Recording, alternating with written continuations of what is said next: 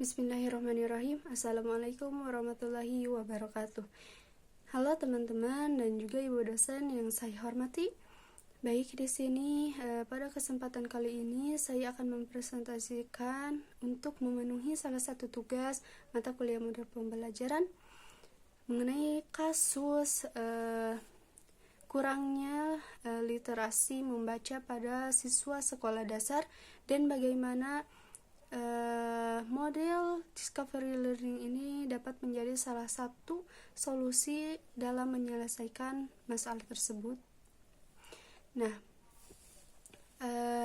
perlu kita ketahui gitu kan, bahwa membaca itu suatu hal yang penting, suatu hal yang harus dilakukan oleh siswa gitu kan dalam belajar, karena ya dengan membaca siswa itu kan akan dapat memperoleh informasi yang memang sebelumnya dia tidak ketahui gitu kan. Dengan membaca itu kemudian dia akan memahami materi atau teks pelajaran ketika dia telah membaca atau ketika dia telah literasi gitu. Nah, sehingga dapat dikatakan bahwa membaca itu sangatlah penting gitu kan, sangatlah penting bagi keterampilan berpikir para siswa. Namun pada kenyataannya gitu kan, banyak siswa, khususnya siswa sekolah dasar yang minim sekali gitu minat dalam literasi membacanya gitu kan, sangat kurang sekali gitu ketertarikan siswa dalam membaca itu gitu kan. Jangankan di rumah gitu kan, ketika di sekolah waktunya belajar, ketika membaca, kadang siswa ada yang merasa terbebani ketika diberikan tugas membaca gitu, ketika diberikan tugas literasi gitu kan. Karena ada beberapa siswa yang beranggapan seperti ketika dia membaca itu dia merasa bosan gitu, dia merasa ketika baru beberapa paragraf dia membaca, dia merasa bosan, ngantuk, padahal dia cuman membaca beberapa paragraf saja gitu kan. Nah, itu ya karena minatnya itu kurang gitu, rendah. Nah, menurut saya gitu, dari persoalan-persoalan itu ya ada beberapa faktor gitu.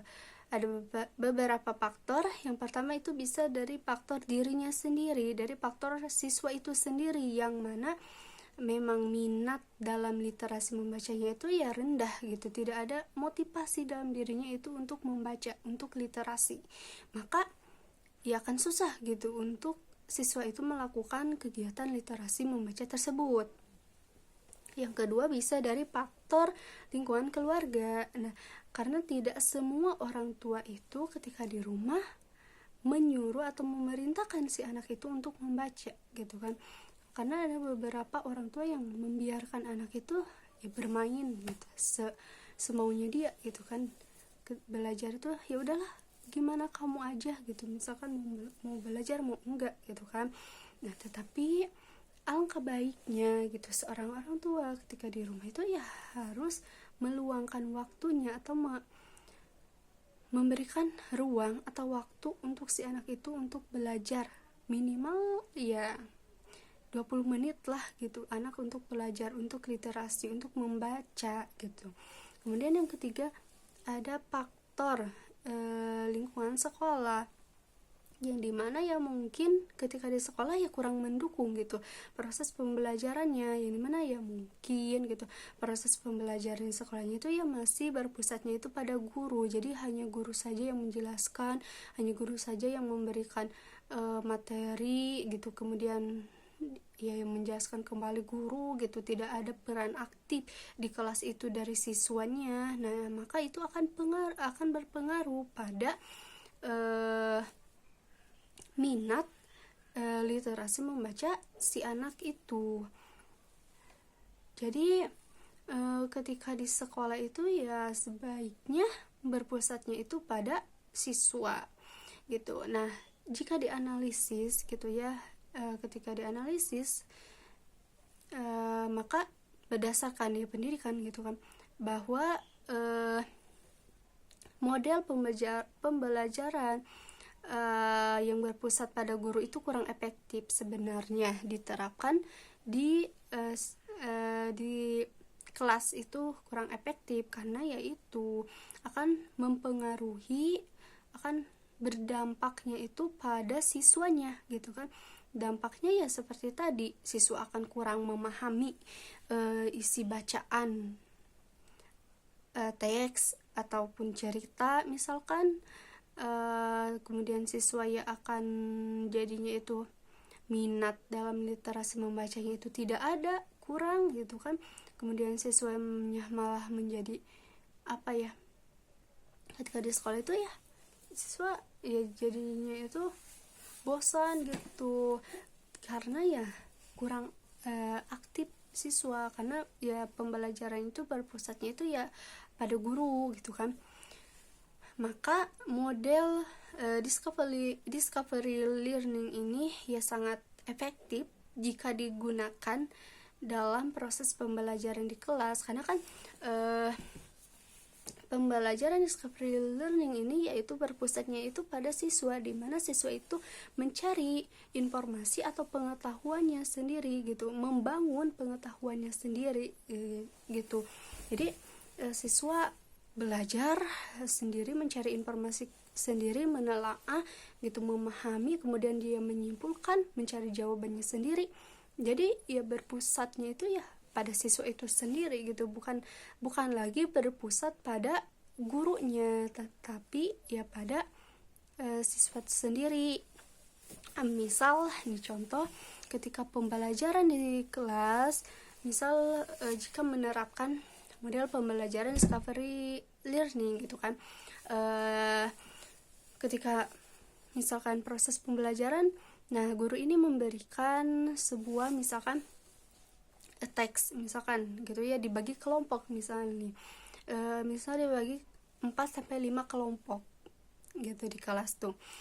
Kemudian guru memberikan suatu teks narasi gitu, atau ya suatu teks cerita lah mengenai misalkan lingkungan. Nah, kemudian guru membagikan ke tiap kelompoknya, ke tiap kelompok. Nah, setiap kelompok itu membaca teks yang diberikan oleh guru itu gitu, membaca, masing-masing membaca teks tersebut. Kemudian mereka mendiskusikan dengan anggota kelompoknya masing-masing gitu mengenai lingkungan, ya bisa mengenai penyebab pencemaran lingkungan, kemudian dampak dari pencemaran lingkungan, kemudian cara menjaga lingkungan yang sehat itu seperti apa gitu kan. Mereka mendiskusikan tersebut dengan anggota kelompoknya masing-masing. Kemudian setelah itu setelah berdiskusi, guru memerintahkan gitu setiap misalkan perwakilan anggota kelompoknya itu untuk menyampaikan misalkan mengenai pentingnya menjaga lingkungan seperti apa. Nah, selain memahami gitu ya dalam model discovery learning ini, siswa juga dapat bisa melakukan pemahaman, menafsirkan, kemudian juga mengolah informasi itu dan menerapkan di kehidupan sehari-harinya gitu. Jadi bukan hanya sekedar membaca saja gitu kan literasi itu. Nah, dengan discovery learning ini, maka pembelajaran itu ya akan berpusat pada siswa, maka siswa akan aktif di kelas, kemudian berpikir kritisnya akan meningkat, dan pastinya literasi membaca siswa itu juga akan meningkat gitu jika dilakukan atau diterapkannya model discovery learning. Tapi dalam penerapan itu ya tetap saja membutuhkan kolaborasi antara guru dan juga orang tuanya gitu, karena jika hanya sekadar di rumah saja, sekadar di sekolah saja diterapkan, kemudian ketika datang ke rumah dia dibiarkan saja begitu saja main game, bermain, dan lupa akan belajar, ya percuma saja gitu kan. Maka harus adanya kerjasama antara guru maupun orang tua yang ada di rumah. Dan mungkin sekian presentasi yang dapat saya sampaikan. Kurang lebihnya mohon maaf. Wassalamualaikum warahmatullahi wabarakatuh.